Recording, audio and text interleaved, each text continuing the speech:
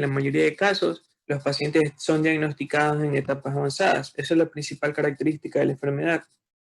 Lo bueno es que solamente representan el 3% de todas las neoplasias del tracto gastrointestinal. Hay varios libros que dicen que el adenocarcinoma es el tumor más común del intestino delgado, otros el carcinoide. Bueno, en general, nosotros vemos más adenocarcinomas en la práctica. ¿Okay? Después tenemos los tumores estromales y por último los linfomas no Hodgkin. Un momento.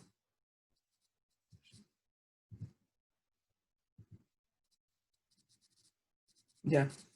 Bueno, como les decía, ¿no? El adenocarcinoma es considerado en muchas series el tumor de intestino delgado más frecuente. Aquí ustedes tienen un corte axial de una tomografía axial, donde ven que hay contraste. Esto es contraste oral, ¿sí? Estas son asas de intestino delgado, ¿no? Todo esto es asa de intestino delgado, ¿ya? Esto también. Y aquí hay una gran masa, como un engrosamiento, ¿no? Eso es lo que nos llama la atención y obviamente ahí donde está la lesión. Es más común en países de América del Norte, Europa Occidental y Oceanía. Se presenta sobre todo en las personas que tienen 60 años o más. Es más común en el sexo masculino y pacientes que tienen inflamaciones crónicas. Y la población de raza negra sufre este tumor 2 veces más que la caucásica. Hay varios factores de riesgo. La obesidad, que está directamente relacionada a la inflamación, ¿no? Los adipocitos son capaces de producir factores de necrosis tumoral y otros tipos de sustancias similares que finalmente generan un estado de inflamación constante en el ser humano, ¿no? Y no solamente afectan esta enfermedad, sino en otras que también tienen relación. También están los síndromes hereditarios, el tabaco, que casi produce todos los tipos de cáncer, y factores dietéticos, ¿no? Baja ingesta de frutas, baja ingesta de vegetales. Los grados histológicos tenemos 4. El bien diferenciado, poco diferenciado, moderadamente diferenciado, moderadamente diferenciado, perdón, y el indiferenciado. Esto se aplica igual para todos, ¿no? Mientras menos diferenciación tiene el tumor, más agresivo es, ¿ya? Entonces, más agresivo sería el indiferenciado, ¿ya? Y el menos agresivo, el bien diferenciado.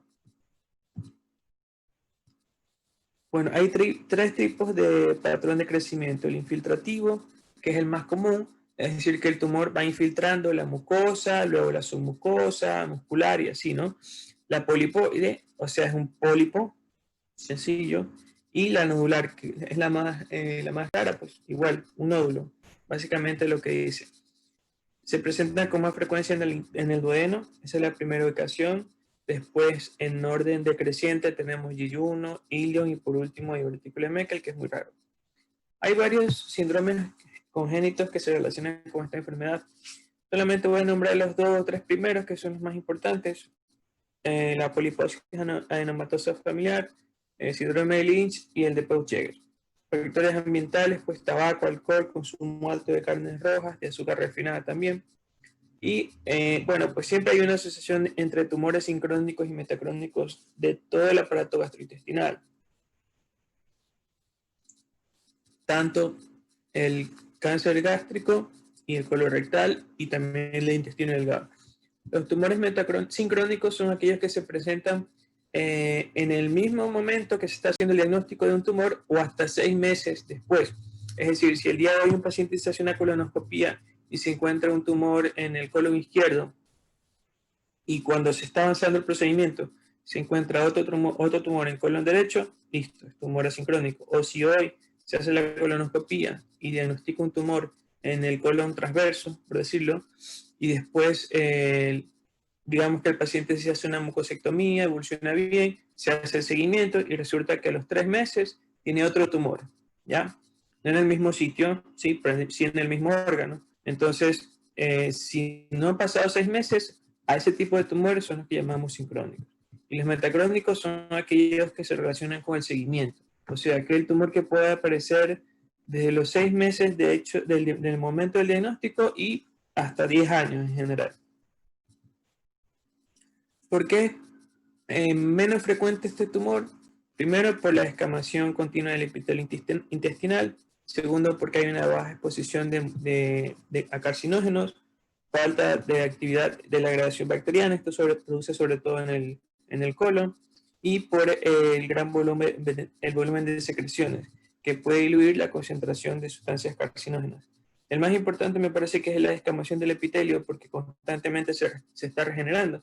Entonces, esa sería la causa principal por la cual la incidencia no es tan alta. Clínicamente nosotros podemos tener un paciente asintomático, un paciente que de pronto llega a los 45 años, se va a hacer su primera endoscopía y se encuentra una lesión polipoidea en el duodeno, que es la ubicación más común, ¿no? En ese caso, como el duodeno es un órgano que tiene una gran amplitud, si estamos ante un nódulo o un pólipo de 1 centímetro, pues, o centímetro y medio, que tiene o que aloja un tumor, un adenocarcinoma, pues obviamente no va a producir muchos síntomas, ¿ya? Entonces quizás se presente así, pero eso es lo poco común, eso es lo más raro. Lo más común es que el paciente presente ya síntomas de una obstrucción intestinal y entre esos dolor abdominal, náuseas, vómitos, hemorragia, pérdida de peso patológica y anemia. Entonces el diagnóstico lastimosamente es tardío, ¿ya? La forma de presentación más común es la obstrucción intestinal, o sea, un paciente que tiene un síndrome obstructivo, un paciente que tiene dolor abdominal, distensión abdominal, náuseas y vómitos, que cuando usted le coloca una sonda nasogástrica, empieza a salir líquido intestinal. Si usted tiene líquido intestinal, tiene que sospechar que la obstrucción es a nivel de intestino delgado. Si le sale un líquido fecaloideo, quiere decir que la obstrucción está a nivel del intestino grueso. También puede presentarse como una perforación intestinal, o sea, un abdomen agudo, un paciente que tiene dolor intenso, abdomen en tabla, reacción de Bloomberg positivo. Lipossucción, a veces es un poquito difícil de diagnosticar, la tomografía ayuda mucho para el diagnóstico, y la hemorragia gastrointestinal masiva, sobre todo hemos visto que se presentan en forma de enterorragia, ¿no? Entonces lo malo es que la mayoría de veces ya lo encontramos en estadios 3 o 4. Entre los métodos de diagnóstico tenemos la TC con contraste, la ecografía, la ecoendoscopía y la endoscopía, y puede producirse elevación de dos marcadores tumorales, el antígeno carcinoma embrionario y el CEA.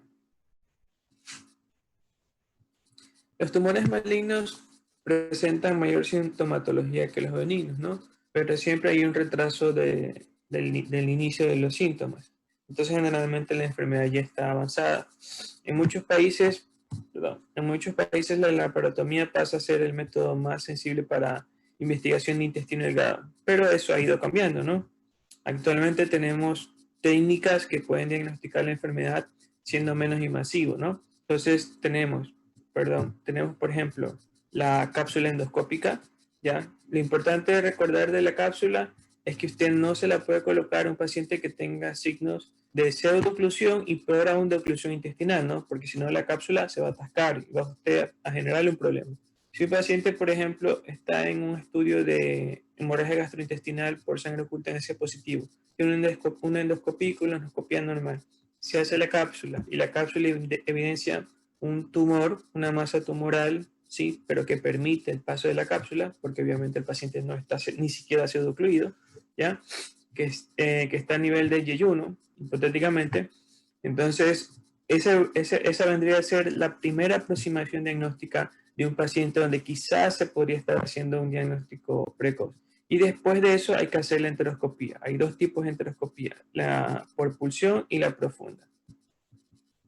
Básicamente lo que hace el enteroscopio es ir plegando el intestino, ya lo hace como un acordeón. Este es el balón que se usa y así va avanzando, ¿no? Porque no hay ningún tubo endoscópico que mida más de 4 metros, ¿sí? Es un poco más largo que el colonoscopio, ¿sí? Pero el intestino delgado mide 4 metros. Y también es muy importante saber por dónde uno tiene que ingresar, porque hay enteroscopía alta y enteroscopía baja.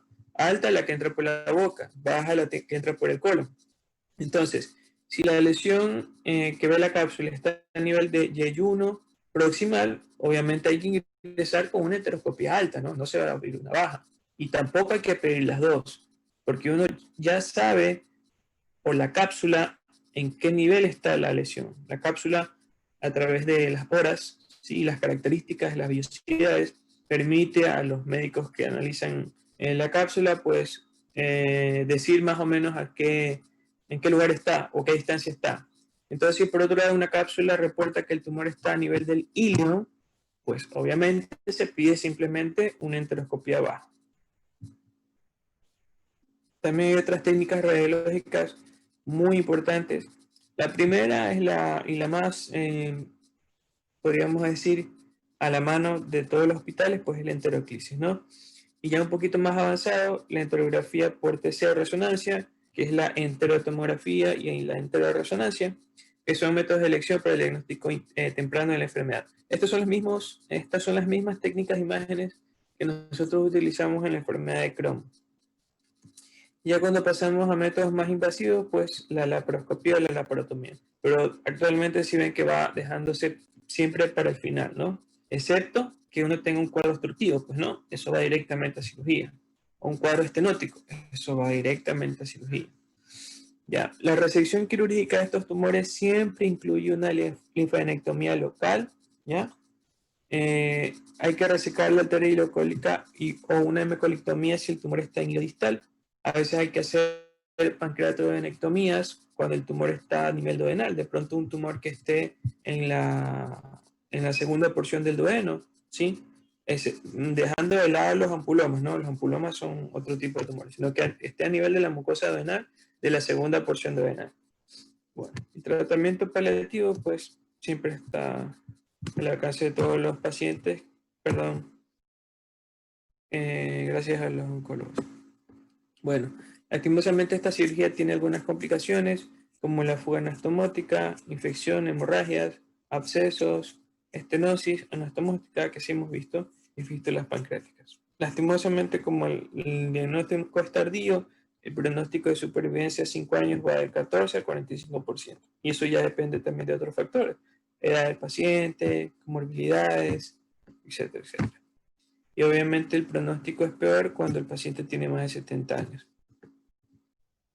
Ok, un momentito. Ya.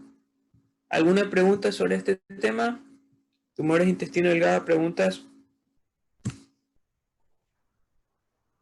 Doctor, solo se abarca el tema de tumores malignos, no se habla de los benignos que también pueden ser hallados, no sé, un diagnóstico recurrente o incidental.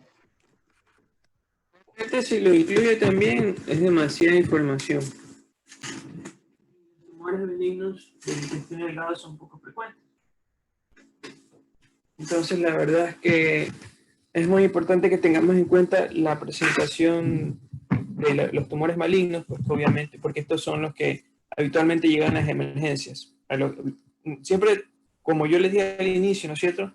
Yo no puedo abarcar toda la gastroenterología. Tengo que darle los temas que a ustedes les van a llegar a la emergencia, tener una idea de eso, ¿no?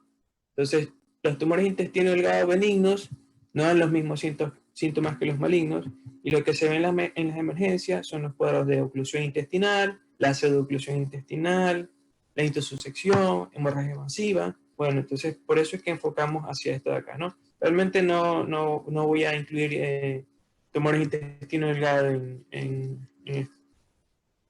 ¿Ok? Solamente vamos a ver los malignos. ¿Alguien más? ¿Alguna pregunta?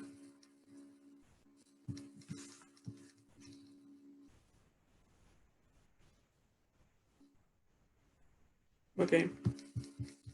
Bien. Vamos a hacer un stop un momento. ¿Sí?